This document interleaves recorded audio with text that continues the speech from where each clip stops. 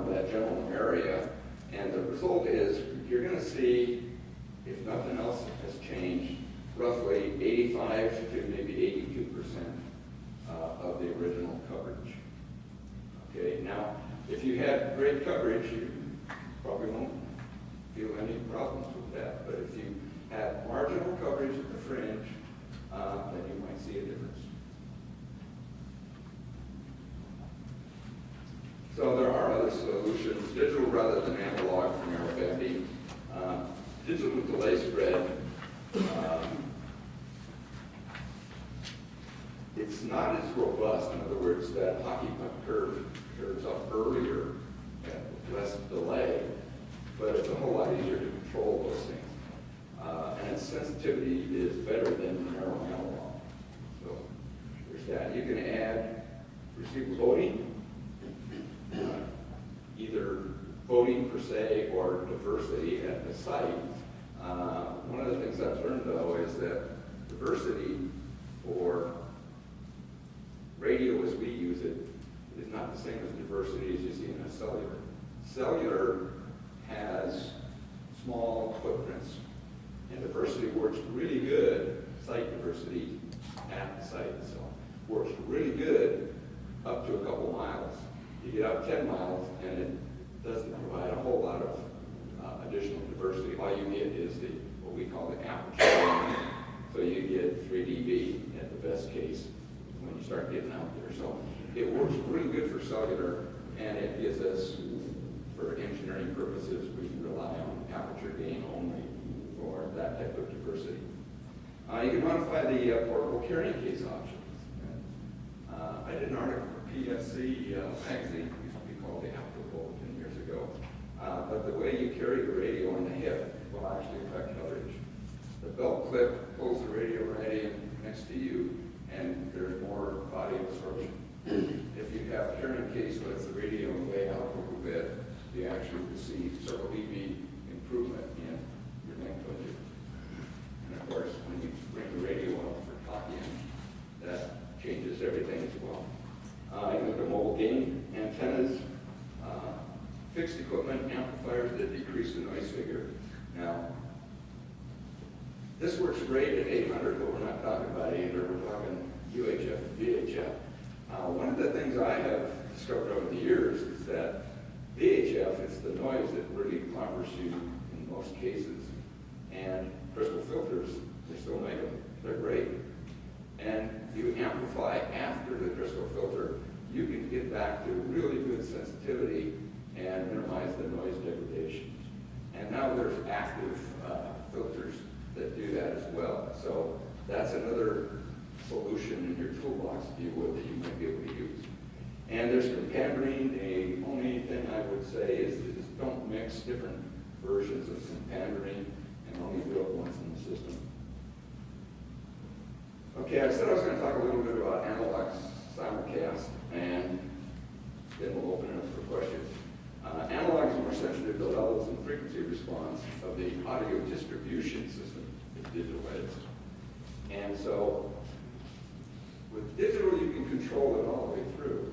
With analog, you're subject to all the level settings and frequency responses of everything as you get to the transmitters, and then any difference you have between the transmitters. As I mentioned, there's a lot of sensitivity with narrow analog FM. Analog has that flatter delay curve, but still has a hockey puck in it. The receiver IF bandwidth affects the overall delay spread performance. We talked about that.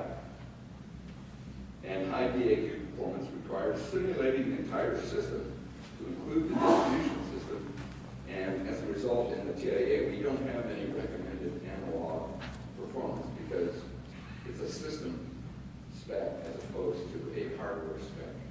And for a transmitter, for example. Now, this is really dating me, but 20 years ago at National AMCA, we made a presentation on the effect on analog and the effect of levels. And the key takeaway on that was talking about the modulation index and keeping the change in the modulation index less than 1. And what it turns out is that low frequency components are usually the most critical.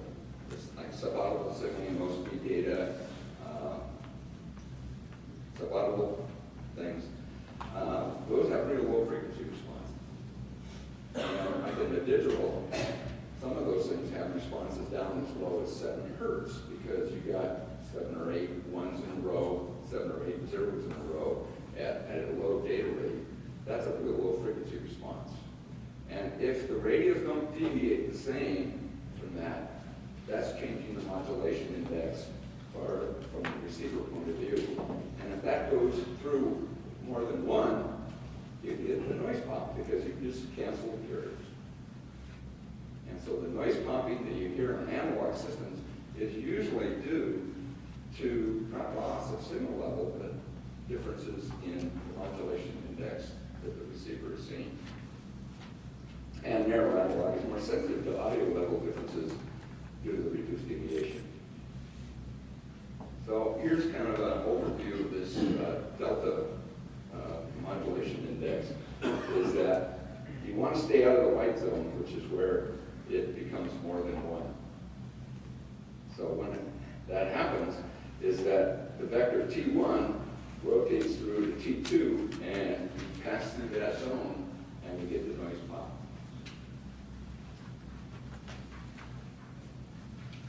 So in TSP 88.1 in Annex G, there are some recommendations. I'm kind of summarizing them here.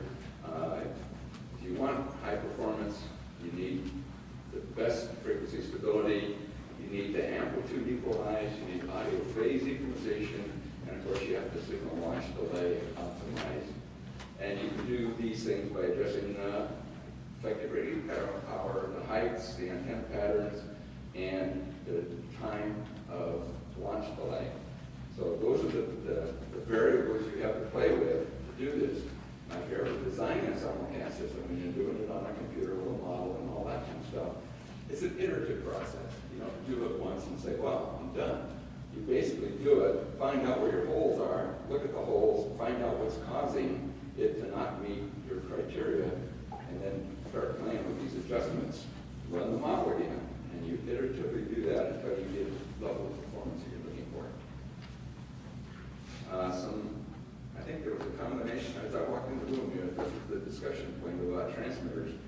Do not mix transmitter types on any given frequency of the system. Now, you can have, on the F1 frequency, all the same kind of stuff. F2, you can have different manufacturers there. But they have to be the same manufacturer. So you can have brand A on F1, brand B on F2 if you want. But don't try to mix A and B on F1 or on F2. So you never do that with analog. My people at Motorola have said there are a couple of cases where you can do it with digital, but they still generally, as a general rule, recommend homogeneous equipment on the same simulcast channel. So here's the summary, and then we'll open up for questions. Basic rules of thumb. Don't apply for simulcast system design. Common thing I hear is, well, 8 miles side is the value you need. Well, no. That's kind of like your first pass at it. But now you got to go through the optimization process, get the signal levels at the right place, the right phasing, and you can don't do that with just a simple rule of thumb. You have to look at the difference between mobiles and portables. How many sites do you need?